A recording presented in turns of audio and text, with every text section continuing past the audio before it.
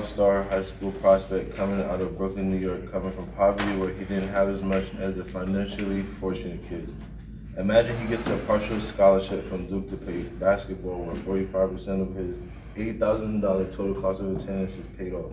Remember that now he's left to pay the other 65%, $52,000. All 4 years this prospect is playing ball at a high level, leading his team in all stats. He's pressured into entering the draft. His stock will be high. However, 3 minutes into the championship game of March Madness, he tears his MCL in a bad landing. This prospect now decides to opt out of the draft because he's now not projected to be taken in the draft. Now this prospect did graduate college on the bright side, but he's $52,000 of loan. He's in $52,000 of loan debt and counting. His basketball and class schedule left room for him to get no job and fallback career to be an entrepreneur requires thousands of dollars that he can't get.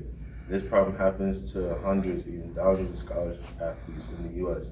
These kids don't have the time for a job, so they don't or can't go in all sports. They'll be left dry.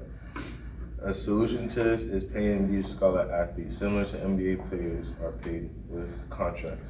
However, they don't need to be paid a monstrous amount like most players, just a moderate amount to pay off loans and keep them able to take care of themselves after college in case of not making it to the league. A bill was proposed by New York Senator Kevin Parker to get the NCAA organization to equally and directly pay all collegiate athletes 15% of revenue. There was no bill like this before, and it faced a lot of backlash from other politicians. Parker says that the reason for him proposing this bill is because these young people are adding their skill, talent, and labor to these universities.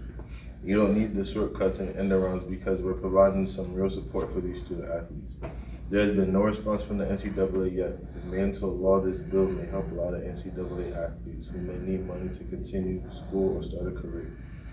More senators are supporting the bill so that it may become a law. Is one way the legislative branch can additionally act on the lack of collegiate athlete salaries. However, if the president doesn't approve of the bill, he has the power to veto the bill, which is one check another branch can have on the legislative branch.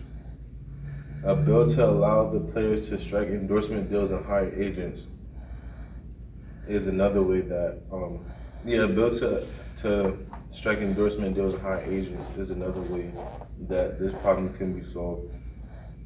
A law like this will take effect in 2023. Before this bill was passed, no collegiate athletes anywhere had any chance of marketing themselves until they were lucky enough to go to the NBA.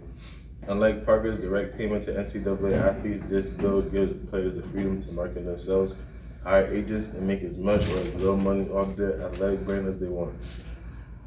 However, if this law was ever challenged in court, the judicial branch has the power to render the law unconstitutional if they want, exemplifying the check on the executive branch by the judicial branch.